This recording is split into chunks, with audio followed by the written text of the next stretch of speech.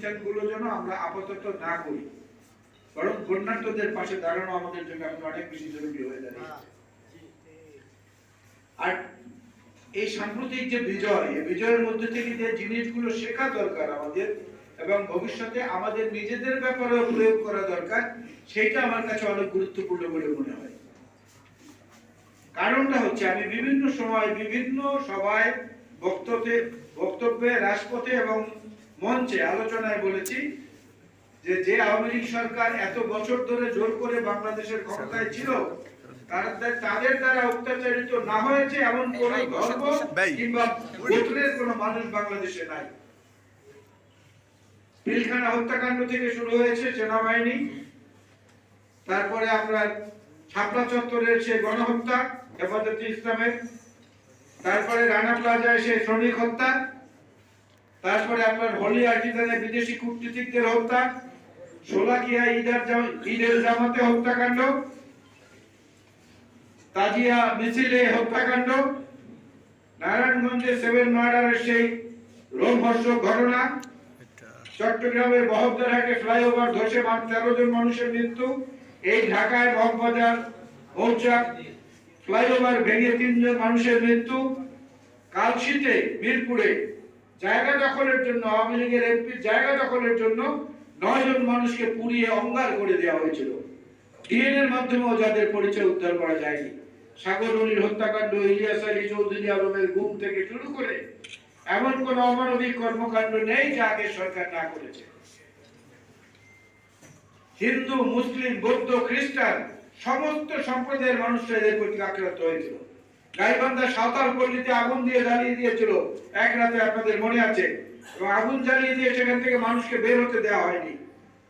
সাঁওতাল উপজাতি ছোট্ট একটা গোত্রের মানুষ, তাদের জায়গাও আওয়ামী লীগের লোভে তাদের জীবন সহ ভস্মীভূত হয়ে গেছে। রামুতে বৌদ্ধ মন্দির জ্বালিয়ে দেওয়া হয়েছিল, মনে আছে আপনাদের। ব্রাহ্মণবাড়িয়ার নাসিরনগরে হিন্দুদের মন্দির জ্বালিয়ে দেওয়া হয়েছিল, মনে আছে আপনাদের। না হয়েছে এমন কোন ধর্মের মানুষ এই দেশে নাই। হিন্দু, বৌদ্ধ, খ্রিস্টান, মুসলিম সবাই তাদের আক্রমণের শিকার হয়েছে। হলিয়াটিদানের ঘটনা আপনাদের মনে আছে।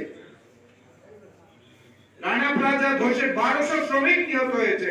তারপরে সেই আওয়ামী লীগ সরকারের মন্ত্রী বলেছেন বিএনপি জামাতের লোকেরা স্তম্ভ ধরে নাড়াচাড়া করেছে, এই জন্য বিল্ডিংটা ধসে পড়েছে। মনে আছে না আপনাদের? হাসিনা বিভিন্ন সময় যেভাবে কথা বলতেন, তাতে মনে হতো পৃথিবীতে তার চেয়ে বেশি অহংকারী, এত বেশি দাম্ভিক আর কোন সরকারের প্রধান পৃথিবীতে বিরাজমান নাই। একটা তো এখানে আমাদের শহীদুল ইসলাম জামাল বলে গেছেন, রফিকুল ইসলাম জামাল বলে গেছেন, চট্টগ্রামের জনসভায় কি বলেছিল, কথাটা পরিষ্কার বলেছিল যে আওয়ামী লীগের নেতারা কি শাড়ি চুরি পরে বসে থাকেন? একটা লাশ পড়লে 10টা লাশ পড়তে হবে। তারপরে আবার বলেছিলেন বাংলাদেশের পুলিশ, বাংলাদেশের সেনাবাহিনী, বাংলাদেশের বর্ডার গার্ড, বিডিআর, তারা জনগণের প্রতিপক্ষ হবেন না, জনগণের দিকে গুলি চালাবেন না। পাকিস্তানি সেনাবাহিনীরা আমাদের মানুষকে মেরে পাকিস্তান চলে গেছে, আপনাদের আত্মীয় স্বজন কিন্তু বাংলাদেশেই থাকে, ঠিকানা ধরে ধরে বের করে সবাইকে আমরা প্রতিশোধ দেব। এই কথা বলেছে না? অপমান কাকে না করেছে?